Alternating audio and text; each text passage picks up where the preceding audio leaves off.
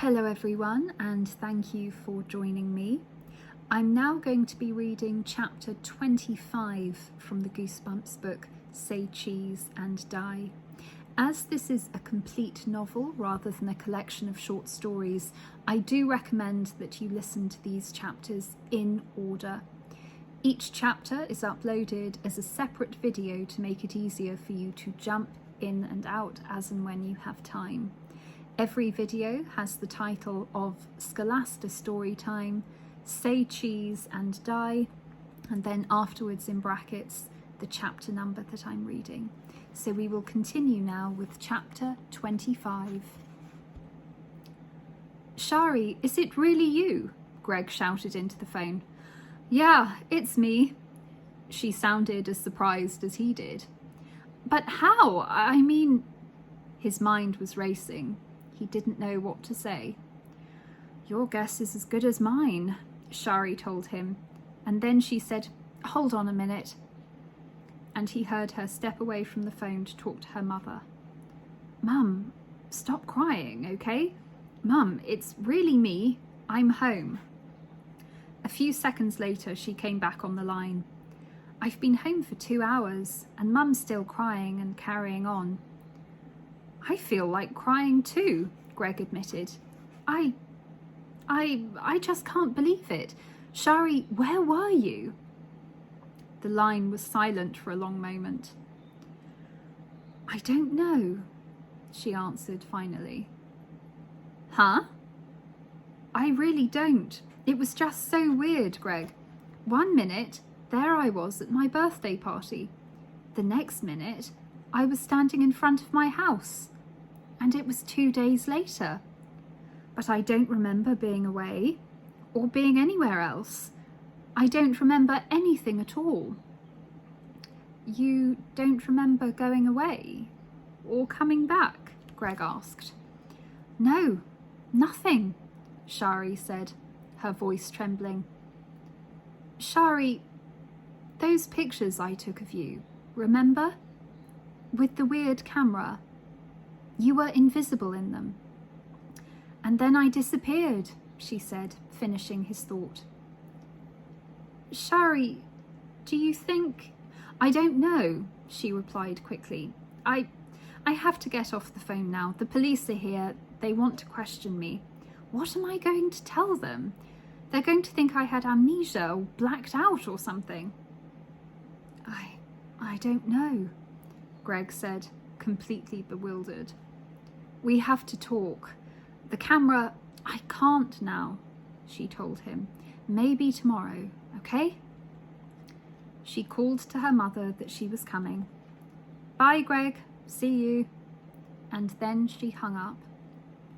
Greg replaced the receiver, but sat on the edge of his bed staring at the phone for a long time. Shari was back. She'd been back for about 2 hours. 2 hours. 2 hours. 2 hours. He turned his eyes to the clock radio beside the phone. Just 2 hours before, he had ripped up the 2 photos of an invisible Shari. His mind whirred with wild ideas, insane ideas. Had he brought Shari back by ripping up the photos? Did this mean that the camera had caused her to disappear?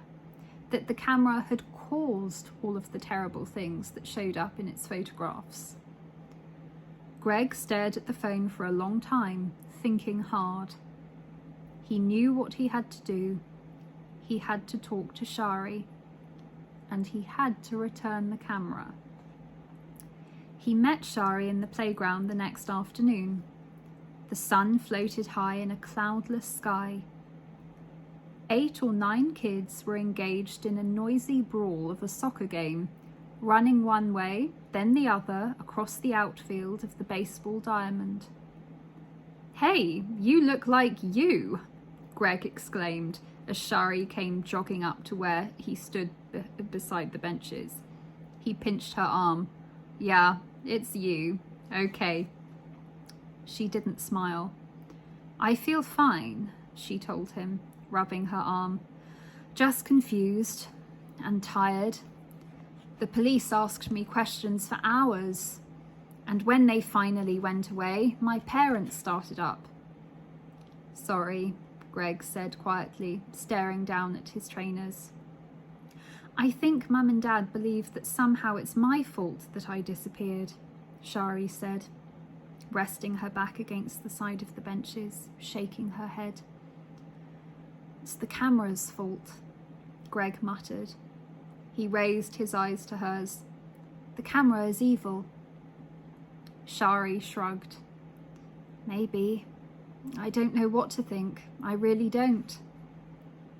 He showed her the photo, the one showing the two of them in the playground, staring in horror as a shadow crept over them. How weird, Shari exclaimed, studying it hard. I want to take the camera back to the Kaufman house, Greg said heatedly. I can go home and get it now.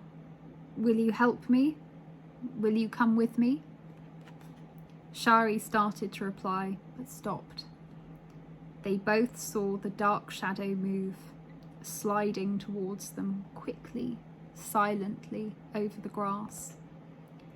And then they saw the man dressed all in black, his spindly legs pumping hard as he came at them. Spidey. Greg grabbed Shari's hand, frozen in fear. He and Shari gasped in terror as Spidey's slithering shadow crept over them. And that is the end of chapter 25. I really hope you're enjoying it. I will be back soon to read chapter 26. If in the meantime you would like to listen to any more stories, I have uploaded all of Welcome to Dead House, again chapter by chapter, so that's in 18 videos, and I'm also uploading chapters from Miss Read Farther Afield, First Term at Mallory Towers, and Mary Poppins. In addition to those, I'm also still uploading the short stories, the standalone tales. You don't need to listen to those in any order. You can simply click on the titles that sound interesting to you and leave the rest. Thank you so much for joining me today. I hope you've enjoyed it, and I hope to see you again soon. Bye!